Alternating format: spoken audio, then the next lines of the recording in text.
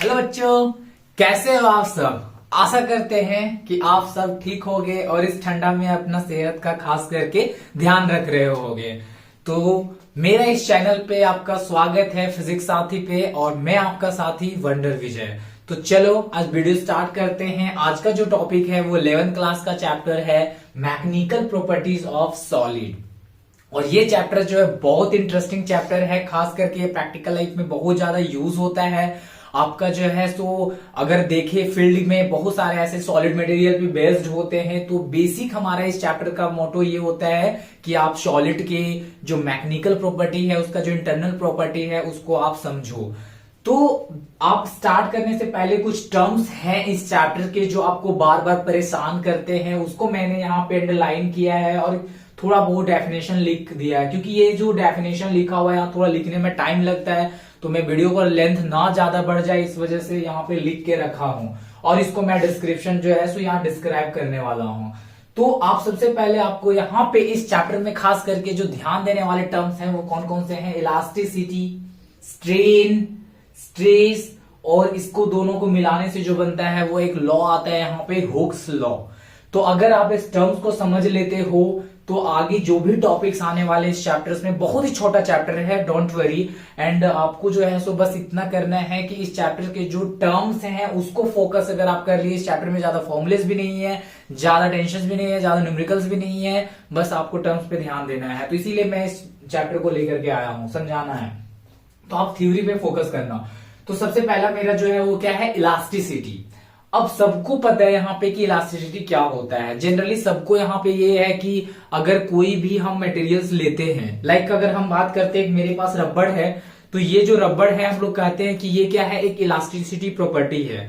तो सबको general definition ये होता है कि अगर हम किसी रबड़ पे अगर हम एक फोर्स लगा रहे हैं, एक हम स्ट्रेचिंग फोर्स लगा रहे हैं, तो ये इसमें क्या आता है, डेवलप होता है रिस्टोरिंग फोर्स।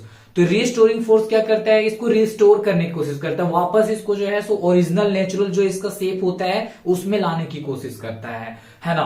तो बेसिक हम उस प्रॉपर्टी को ध्यान में रखते हुए बोलते हैं इलास्टिसिटी। जिसके पास प्रॉपर्टी एक ऐसा प्रॉपर्टी है जिसके वजह से ये अपना ओरिजिनल शेप में आ जा रहा है। लेकिन यहां पे आप मार कर जाते हो, इतना से काम नहीं बनेगा। अगर आपको जो है सो इलास्टिसिटी टर्म्स को क्लियर करना है तो आपको ध्यान ऐसे रखना होगा, आपको पकड़ने का तरीका चेंज करना होगा। और वो तरीका ये है कि अगर हम किसी बॉडी को खींच रहे हैं तो वो अपना शेप को कितना ज्यादा जो है वो रेजिस्ट करता है शेप चेंज होने से। शेप को, अपना शेप को चेंज करने से जितना ज्यादा अपने आप को रेजिस्ट करेगा, वो उसका प्रॉपर्टी को जो है वो इलास्टिसिटी को रिप्रेजेंट करेगा। जैसे कि हम एग्जांपल की तरफ चलते हैं, यहां पे रबड़ लिए तो हम इसको खींचे, ये खींच रहा है और वापस ये रिस्टोर हो रहा है, बट इजिली क्या हो जा रहा है, खिंच जा रहा है। तो इसका मतलब इलास्टिसिटी, इसका अगर हम देखें, इससे कंपेयर करें, मान लीजिए कि ये मेरा जो है वो एक सॉलिड मटेरियल है, तो अगर हम इसको खींचने की कोशिश कर रहे हैं तो ये ना के बराबर खींच रहे हैं। तो ना के बराबर खींच रहे, इसका मतलब क्या हुआ कि इसमें जो रिस्टोरिंग फोर्स है, ये जो अपना शेप है वो बहुत ही कम चेंज कर रहा है। मतलब रबड़ से ज्यादा तो इसके पास प्रॉपर्टी इलास्टिसिटी का ज्यादा हुआ ना। तो हम लोग जो ध्यान में रखते हैं कि नहीं रबड़ का इलास्टिसिटी ज्यादा होगा, ये गलत है। हाँ, वो इलास्टिक मटेरियल जरूर है, लेकिन इसका मतलब ये नहीं है कि इससे ज्यादा, जब हम प्रॉपर्टी की बात करते हैं कि किसके पास अपना जो शेप चेंज होने का जो प्रॉपर्टी है वो मैक्सिमम है, तो हम लोग जितना ज्यादा सॉलिड मटेरियल की बात करेंगे उतना अच्छा होगा। तो इसलिए यहां पे ये डेफिनेशन मैंने लिखाया है कि the inherent property of a body due to which body tries to restore the normal या natural shape of to oppose, या दूसरा डेफिनेशन हम ये भी बोल सकते हैं, और to oppose the change in the shape is known as elasticity. कहने का मतलब ये है कि अगर आपका मतलब इनहेरेंट का मतलब क्या, उसके अंदर का वह गुण जो बॉडी, जिसके चलते जो है ऑफ द बॉडी का अंदर का वह गुण ड्यू टू विच, जिसके चलते बॉडी ट्राइज टू, बॉडी कोशिश करता है क्या करने का, to restore the natural shape, अपना शेप को वापस लाने का। तो इसके अगर इससे करेंगे ना तो आप क्वेश्चन में बच जाओगे। तो अब इसमें मैंने दूसरा लाइन भी लिखवाया कि और to oppose the change in shape, मतलब जो अपना शेप, यहां पे ध्यान देने वाली बात है कि यहां पे जो है वो अपना शेप में जितना ज्यादा जो अपने को अपोज करता है वो उस बॉडी का इलास्टिसिटी प्रॉपर्टी को रिप्रेजेंट करता है। जैसा कि मैंने रबड़ को देखा और यहाँ पे मार्कर को देखा, तो इसमें देखा कि ये मार्कर जो है इजिली नहीं खींच रहा है, इसका मतलब उससे ज्यादा जो इलास्टिक प्रॉपर्टी है वो इस मार्कर के पास है, ये ज्यादा रिजिड है, हमारा ज्यादा प्रॉपर्टी इलास्टिक की। अगर हम कांस्टेंट की बात करें, अभी देखेंगे आगे, इस इलास्टिसिटी प्रॉपर्टी को मेजर करने के लिए हम लोग एक टेक्निकल टर्म का हेल्प भी लेते हैं और उस टेक्निकल टर्म का वैल्यू से हम लोग पता करते हैं कि किस बॉडी का जो है वो ज्यादा होगा। ठीक है, तो इसी अगर इलास्टिसिटी की बात करें तो इसका दूसरा जो हम लोग टर्म्स यूज करते हैं वो हमारा क्या होता है, प्लास्टिसिटी, है ना। प्लास्टिसिटी में क्या होता है कि हम जो है बेसिकली प्लास्टिसिटी में जो है हम प्लास्टिक की नेचर देखते हैं। जैसे कि अगर हम कोई बॉडी को खींच रहे हैं तो वो अपना शेप को इजिली चेंज कर लेता है। जैसे कि हम एक प्लास्टिक भी रखा हूं मैंने, मान लो ये हमारा प्लास्टिक है, तो ये प्लास्टिक को अगर हम खींच रहे हैं तो इजिली ये खींचा जा रहा है। तो कहने का मतलब ये है कि प्लास्टिक डिफॉर्मेशन का मतलब ये होता है अगर हम किसी बॉडी पे अगर हम फोर्स लगाते हैं, एक्सटर्नल फोर्स लगाते हैं और वो चेंज होता चला जाता है, यानी कि अपना चेंज का अपोज नहीं करता है, या जिस शेप में उसको छोड़े उसी शेप में जो है वो रह जाता है, स्टे कर जाता है, रुक जाता है, तो हम उस प्रॉपर्टी को प्लास्टिसिटी बोलते हैं या प्लास्टिक डिफॉर्मेशंस बोलते हैं। तो बेसिक हमारा जो मेन चीज जानना है वो हमारा क्या, इलास्टिक कांस्टेंट। जितना ज्यादा अपोज करेगा उस मटेरियल का उतना ज्यादा स्ट्रेंथ पता चलेगा। तो हमको बेसिक टर्म जो यहाँ पे याद रखना है वो क्या है, इलास्टिसिटी। एंड प्लास्टिक मटेरियल तो हम लोग ऑलरेडी जानते हैं कि उसको अगर हम खींचेंगे तो वो अपना शेप को वहीं पे छोड़ देगा, आने की वापस रिटेन नहीं करेगा। ठीक है, तो इस तरह से हमारा इलास्टिसिटी जो टॉपिक है वो क्लियर होता है। अब हम लोग आते हैं कुछ टेक्निकल टर्म जो सॉलिड मटेरियल को रिप्रेजेंट करने वाले हैं। वो दो वर्ड है, स्ट्रेन और स्ट्रेस। स्ट्रेन और स्ट्रेस बोलने की भी कोशिश करना है। तो स्ट्रेन क्या होता है, स्ट्रेन का मतलब हो गया the ratio of change in length to the original length of the body is called strain. Strain का मतलब एक लाइन में अगर हम बात करें तो चेंज इन लेंथ की बात कर रहे हैं, चेंज इन लेंथ की बात कर रहे हैं। यानी कि अगर हम बात करें कि कोई भी अगर एक मटेरियल है, मान लीजिए कि हम यहाँ पे एक मटेरियल जो है या कोई रॉड है, इसको हम इस तरह से जो है वो रिजिड करके रखे हैं, सपोर्ट से बांध करके रखे हुए हैं। अब इस पर हम एक एक्सटर्नल फोर्स लगा देते हैं तो हो सकता है कि ये थोड़ा सा खिंचा जाए।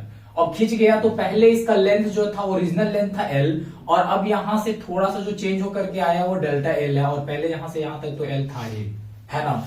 तो यहां पे क्या होता है कि ये जो एक्स्ट्रा चेंज हुआ है, यहां पे एक्स्ट्रा जो चेंज देखने को मिला, जितना पार्ट ये खींचा चला गया, यही चेंज को हम लोग देखेंगे किसके रिस्पेक्ट में, ओरिजिनल के रिस्पेक्ट में। जैसे अगर हम एक मार्क्स भी ऑब्टेन करते हैं तो उसको हम किसके रिस्पेक्ट में देखते हैं कि टोटल मार्क्स मेरा कितना ओरिजिनली था। तो कोई भी चीज को रिलेट हम लोग करते हैं तो उसका ओरिजिनल चीज के साथ रिलेट करते हैं, एक्चुअल में उसका क्या था डाटा। तो यहां पे भी अगर हम चेंज इन लेंथ की बात करें तो चेंज इन लेंथ को किसके रिस्पेक्ट में देखेंगे, उसी का ओरिजिनल लेंथ के रिस्पेक्ट में देखेंगे। So this ratio is called strain. Strain एक फिजिकल लेस क्वांटिटी है, फिजिकल लेस बोल रहे, डायमेंशन लेस अगर हम बात करते हैं, dimension less physical and unit less भी बोलेंगे, क्योंकि इसका यहाँ पे अगर हम सेंटीमीटर पुट करेंगे तो यहाँ पे भी सेंटीमीटर पुट करना पड़ेगा।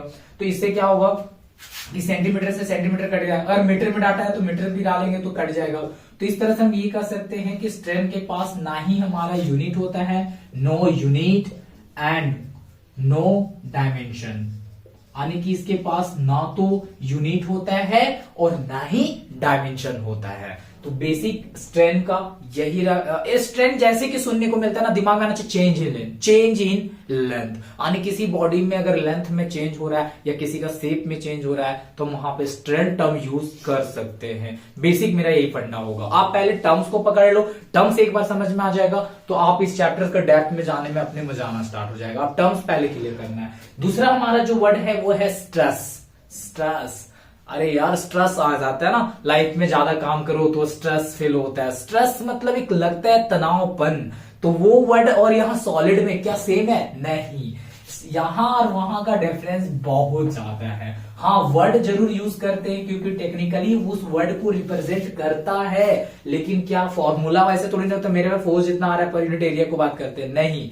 यहां पे जो स्ट्रेस है वो यहां सॉलिड मटेरियल का जो है सो इंटरनल प्रॉपर्टी को रिप्रेजेंट करता है। जैसे कि अगर हम बात करते हैं कि इस पर एक अगर हम एक्सटर्नल फोर्स लगाते हैं तो ये खींचा नहीं जा रहा है, तो इसके पास इसका मतलब ये है कि ये कहीं ना कहीं इंटरनली एक फोर्स उतना ही इक्वल लगा, न्यूटन थर्ड लॉ भी लगा सकते हो आप कि अगर हम जितना फोर्स लगा रहे हैं अगर ये खींचा नहीं जा रहा है इसका मतलब उतना फोर्स ये के अंदर डबला फोर्स है, स्ट्रेंथ है उसके अंदर।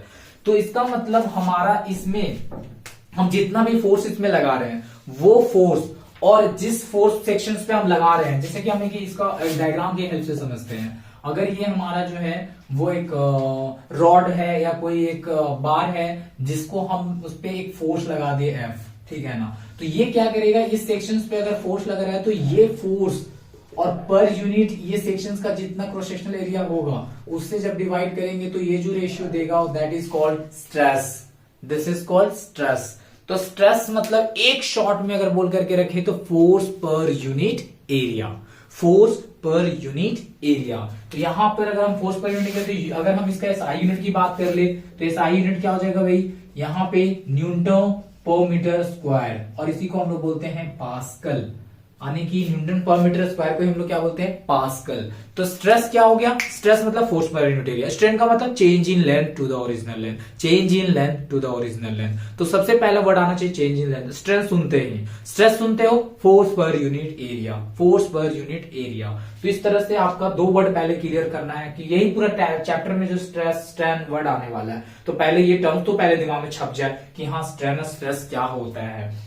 उसके बाद क्या किया, हुक्स जो था वो इन दोनों को देखा कि कहीं ना कहीं इन दोनों में डायरेक्टली प्रोपोर्शनल का रिलेशन है। यानी चेंज इन लेंथ, लेंथ कब चेंज होता है, जब हम उस पर स्ट्रेस लगाते हैं, इसमें की फोर्स लगाते हैं। तो फोर्स अगर लगाएंगे तो उसमें क्या होगा, एक लेंथ खिंचाव होगा, खिंच जाएगा। जैसे कि अगर हम रबड़ की बात करते हैं तो ये जो हम रबड़ पे फोर्स लगा रहे हैं तो इसमें क्या हो रहा है, इसका चेंज हो रहा है लेंथ में। तो कहने का मतलब इस पे जो भी स्ट्रेस आ रहा है फोर्स की वजह से इसमें क्या डेवलप हो रहा है, इंटरनली स्ट्रेस।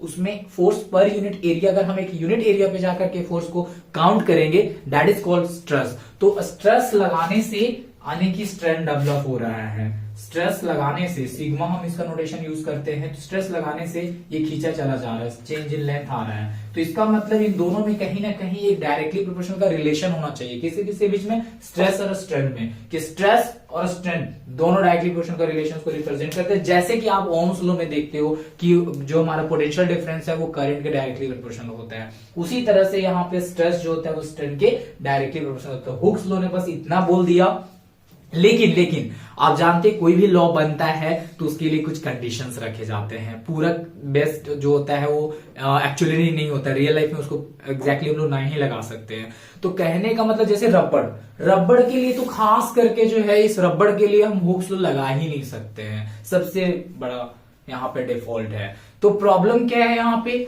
सबसे ये जो लॉ लगाते हैं इसके लिए कंडीशन है कि आपको ये लो लगाने से पहले बोल देना है फॉर अ स्मॉल डिफॉर्मेशन। ये लो हम तभी लगा सकते हैं जहां पे डिफॉर्मेशन बहुत कम होता है, जैसे रिजिड मटेरियल के लिए, सॉलिड मटेरियल एग्जैक्टली जो होते हैं जिसमें हम इसको खींच रहे हैं इसमें बहुत कम हो रहा है, या फिर मान लो एक रॉड है, एक मशीन में डाल दिया और उसमें हम खींचे जा रहे हैं, तो उसमें जो डेवलप हो रहा है स्ट्रेन वो बहुत ही धीरे धीरे डेवलप होगा क्योंकि डायरेक्टली वो सॉलिड है।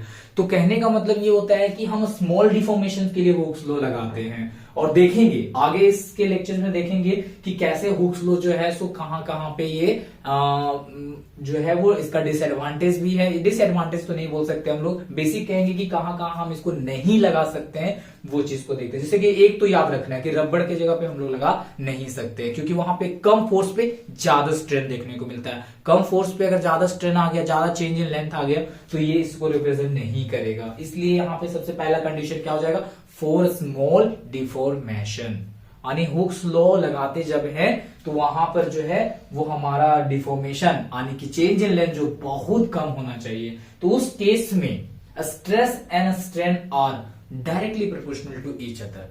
यानी कि हुक्स लॉ क्या बोलता है कि for small deformation stress and strain are directly proportional to each other.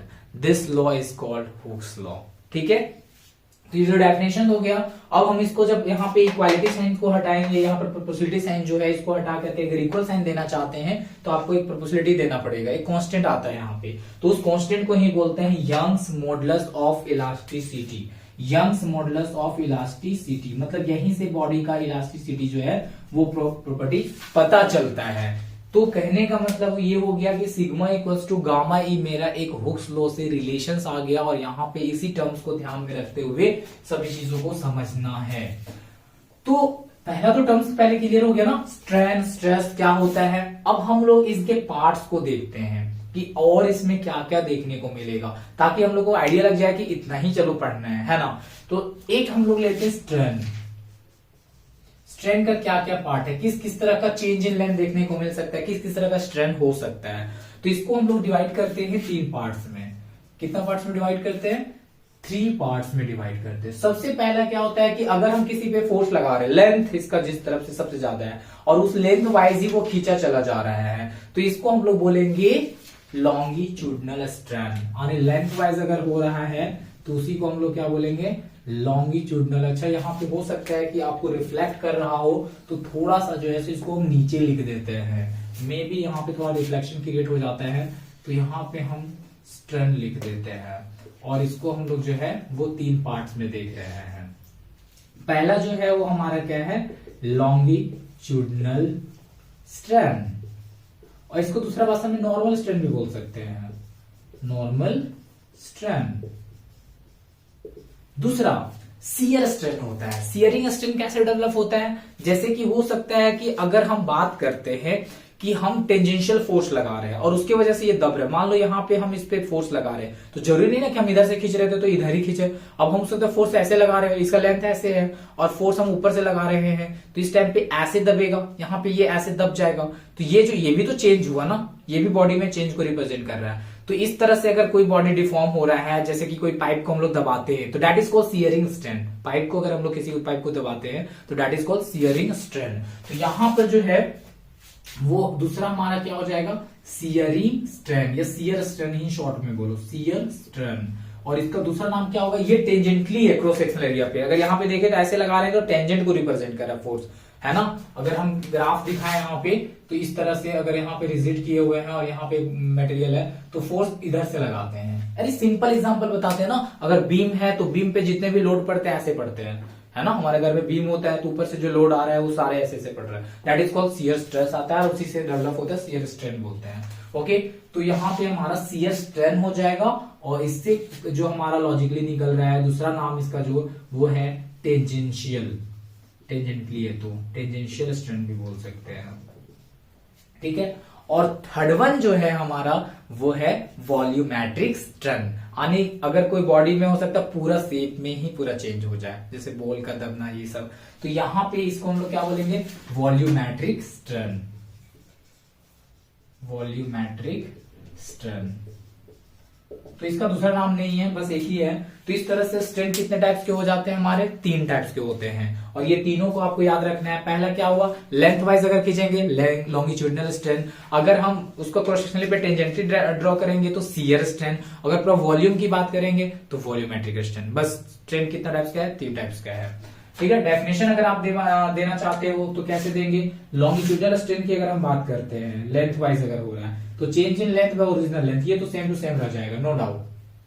अगर हम शियर स्ट्रेन की बात करते हैं तो ये एंगुलर डिफॉर्मेशन को रिप्रेजेंट करता है, लाइक। तो इस वजह से हम लोग शियर स्ट्रेन को हम लोग बोलेंगे कि shear force per unit area हो जाएगा, है ना। तो shear force per unit area हो जाएगा, शियर फोर्स ही उसका नाम दे सकते हैं हम लोग।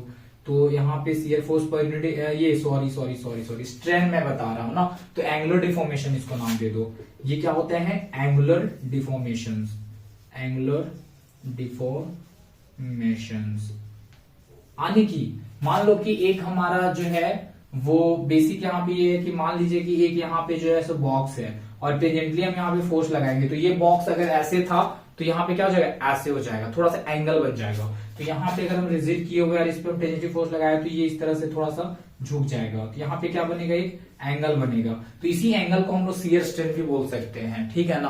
तो यहाँ पे इसको कैसे निकालेंगे? टेन के एल से निकाल लेंगे, ये एक्स है और ये यहाँ पे एल है, तो टेन थीटा लगा करके हम लोग यहाँ पे जो है सो परपेंडिकुलर बाय बेस से निकाल लेते हैं। तो बेसिकली आपको टर्म्स पे ध्यान देना है, हम इसका फॉर्मूला लेकर के आएंगे, लेकिन पहले तो ये तो समझ जाए कि टर्म्स क्या होता है, वो टर्म क्या रिप्रेजेंट करेगा, कैसे उसको इमेजिन करके रखना है, वो पहले इंपॉर्टेंट है आपको, ठीक है। उसके बाद जो है सो यहाँ पे क्या है? Volumetric strain. तो change in volume by original length, जैसे यहाँ change in length by original length को हम लोग बोल रहे थे, तो लेंथ वाइज बोले तो लॉन्गिट्यूडनल स्ट्रेन, एंगल वाइज बोल रहे तो शियर स्ट्रेन, और वॉल्यूम चेंज अगर बात करें, change in volume by original volume, तो ये हमारा वॉल्यूमेट्रिक स्ट्रेन हो जाएगा। Change in volume by original volume, so this is called volumetric strain, ठीक है। अब हम बात करते हैं स्ट्रेस। ये आप लिख सकते हो वीडियो को रोक करके, आप इतना ही होता है, आपको इतने ही स्ट्रेन में टॉपिक्स को देखना है। अब इसके बाद जो है सो हमारा है स्ट्रेस। तो स्ट्रेस कितने टाइप्स के होंगे? क्या वो भी 3 टाइप्स के होंगे इसके अकॉर्डिंग? तो नहीं, हम मेनली जो स्ट्रेस को याद कराते हैं वो सिर्फ है दो ही काम बन जाएगा आपका। तो वो मेन 2 स्ट्रेस कौन कौन सा हो सकते हैं? यस ऑफ कोर्स, एक लेंथ वाइज जो हम स्ट्रेस लगा रहे थे that is called longitudinal stress, that is called longitudinal stress. और एक जो हमारा हो जाता है वो शियर स्ट्रेन जो डेवलप हो रहा था, शियर फोर्स जिसे तो वो भी तेरा स्ट्रेस बन रहा है ना, जो भी फोर्स सॉलिड मटेरियल पे लग रहा है वो स्ट्रेस के फॉर्म में आएगा। So that is called shear stress. Shear stress नाम आप जान ही रहे हो, इसका दूसरा नाम हम लोग दे सकते हैं नॉर्मल स्ट्रेस, जस्ट उस टाइप का नॉर्मल स्ट्रेस। और इसका दूसरा नाम हो जाएगा टेंजेंशियल स्ट्रेस, टेंजेंशियल स्ट्रेस। और यहां पे हम इसको 2 पार्ट्स में डिवाइड करते हैं। अब हमारा नेचर 2 तरह का हो सकता है यहाँ पे, एक तो हो गया खींचने का नेचर, एक हो गया दबाने का नेचर। तो अगर हम खींच रहे हैं तो इसको टेंसाइल वर्ड बोलते हैं। टेंसाइल मतलब होता है खींचना, टेंसाइल। और अगर दबा रहे हैं तो कंप्रेस करना, तो कंप्रेसिव। तो इसका मतलब हमारा स्ट्रेस दोनों नेचर को रिप्रेजेंट करता है। यानी कि यहाँ पे हमारा टेंसाइल भी हो सकता है, टेंसाइल स्ट्रेस भी बोल सकते हैं हम लॉन्गिट्यूडनल स्ट्रेस को। मान लो कि हम खींच रहे हैं, लेंथ खींच रहे हैं, तो उस टाइम पे हम उसको टेंसाइल स्ट्रेस वर्ड यूज करेंगे, अगला जान जाएगा कि भाई उसका लेंथ खींच रहा है। और अगर हम कंप्रेसिव स्ट्रेस की बात करें यहाँ पे तो समझ जाएगा कि आप क्या कर रहे हो, स्ट्रेस के जरिए जो है उस बॉडी का लेंथ को घटा रहे हो। यानी कि इसमें जो हमारा चेंज इन लेंथ होता है वो क्या होता है, घटता है। इसमें चेंज इन लेंथ क्या होता है, इंक्रीज होता है। तो बेसिकली हम इसको एज अ पॉजिटिव ट्रीट करेंगे तो इसको नेगेटिव ट्रीट करना पड़ेगा। तो इस तरह से स्ट्रेस जो है सो बेसिक हमारा 2 ही चीज को रिप्रेजेंट करता है यहाँ पे, लॉन्गिट्यूडनल स्ट्रेस और शियर स्ट्रेस का। तो मेन ये जो अभी हमने टर्म्स को बताया है वो पहले समझना है। हुक्स लॉ सिर्फ क्या करता है, स्ट्रेस स्ट्रेन को रिलेट करता है। तो इन टर्म्स को आप पहले क्लियर करते हो, तब इसके आगे जो भी टॉपिक्स है वो समझ में आएंगे क्लियरली इन कट। तो प्लीज आप इस वीडियोस को फिर से अगर हो सके तो रिपीट करके देख लो। आप स्लो करके देख सकते हो जिसको समझ में आ रहा है, फास्ट करके देख सकते हो, नॉर्मल तो चल ही रहा है। तो जैसे भी है आप इस टर्म्स को पहले क्लियर करो एंड देन धीरे धीरे आप में इनहेंस होगा। आपको फास्टनेस नहीं लाना है। आप क्या कर जाते हो कि जल्दबाजी में हमको ये करना है वो करना है, सब कुछ सीखना है। तो इसके टर्म्स में मैं बेसिक लाने की कोशिश कर रहा हूं। अभी उन बच्चों पे काम कर रहा हूं जिनको एकदम फिजिक्स तो पढ़ना इंटरेस्ट आ गया, साइंस पढ़ने के नाम पे ले लिए, लेकिन जब आप पढ़ रहे हो तो फिजिक्स से डर सा लगने लग जाता है। तो डर लगने के पीछे कारण ये होता है कि टर्म्स का हम आंसर नहीं कर पाते हैं। टर्म सुना सुना रहता है लेकिन लगता है सुना सुना, पूरा ब्लैंक हो जाता है। तो इसलिए हम लोग जो है सो पहले टर्म्स को समझते हैं। टर्म्स अगर आपको समझ में आ जाता है तो आप धीरे धीरे फिजिक्स पे ऑलरेडी कमांड कर लोगे। तो ठीक है, आज का इतना ही लेंथ रखते हैं।